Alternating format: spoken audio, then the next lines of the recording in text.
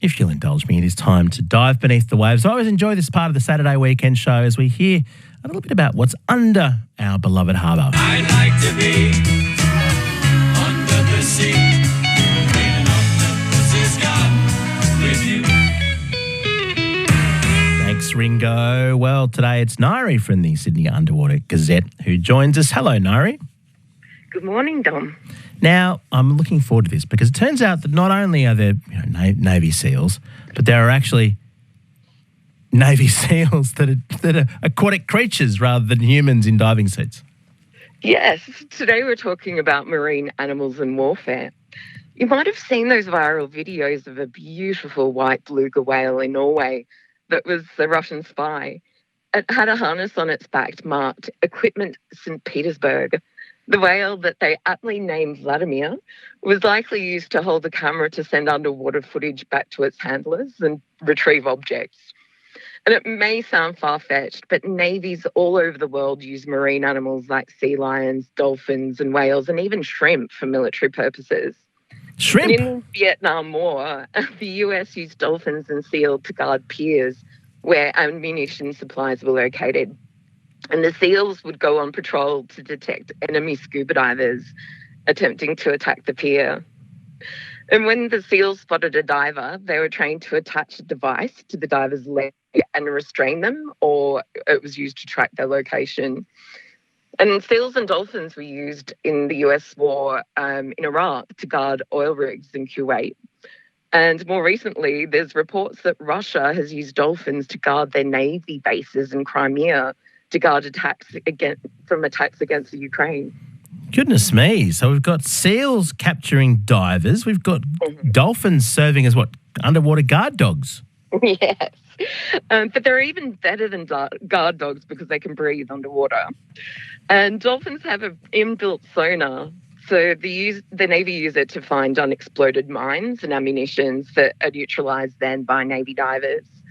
And in Iraq War, dolphins detected more than 100 anti-ship mines. And seals, with their big, beautiful eyes, have far better eyesight than dogs and dolphins. They are used to find things where echolocation may be difficult. And seals really learn and they understand verbal commands and they can deliver tools to divers. So they're really useful creatures to train and have on your side. And seals are far better than dolphins in polar conditions where dolphins would freeze. So it's not just the tricks at the seal show at Taronga. They've actually got lots of skills as well. But it's not just these dolphins and seals that are used. What other sea creatures have we been able to train? That's right. In the Cold War, the US actually trained 2 killer whales and a pilot whale to locate torpedoes at depths over 500 metres below the surface. And no diver, let alone submarine, could reach these depths. And they were taught to dive really deep and fasten a device to a torpedo, which would inflate and then float the torpedo to the surface where it could be retrieved. Goodness me. And then how do they get these creatures where they need to be? Well, it's a bit crazy because they get the dolphins, the US Navy gets the dolphins to where they want them to be by using a ship or an aircraft or helicopters. And they reach overland and they take overland vehicles as well to reach the conflict zones. And the US Navy had even dropped dolphins 50 metres into the water from helicopters to reach the target ocean sites. But it gets even crazier. Because in the Cold War, the Soviets were worried about low-flying, dolphin-dropping helicopters being detected by radar. So they actually parachuted military-trained dolphins from heights of nearly 2 kilometres into the water to avoid detection. Oh, my goodness. I mean, the whole thing sounds ethically dubious to me, Nyrie, but that really doesn't sound okay at all. Yeah, I find it interesting that sending killer dolphins on military missions is really shocking, but using horses and people in war seems normal to us. And on the internet, you can find reports of marine animals being sent on kamikaze missions to deposit and detonate underwater bombs.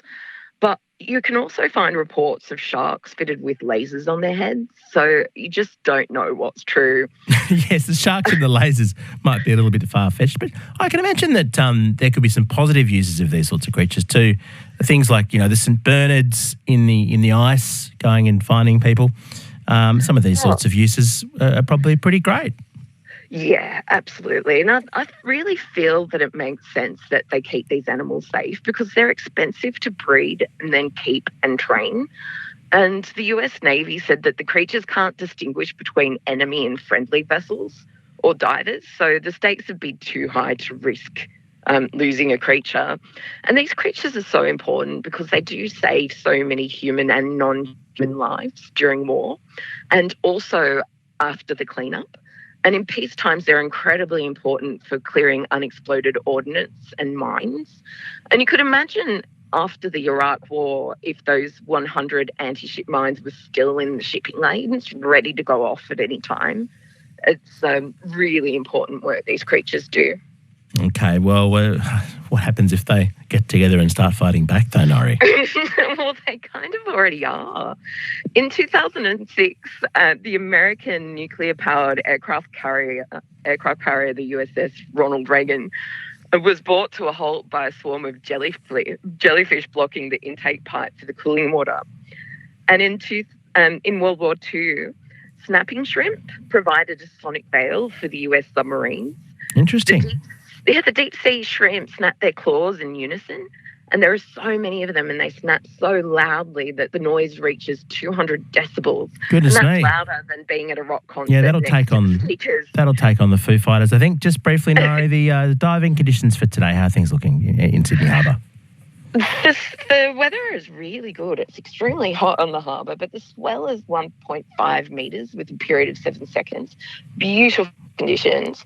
Yesterday, my friends from Scubaholics went out and the viz was 10 metres in the water, about 22 on top, but 17 at the bottom.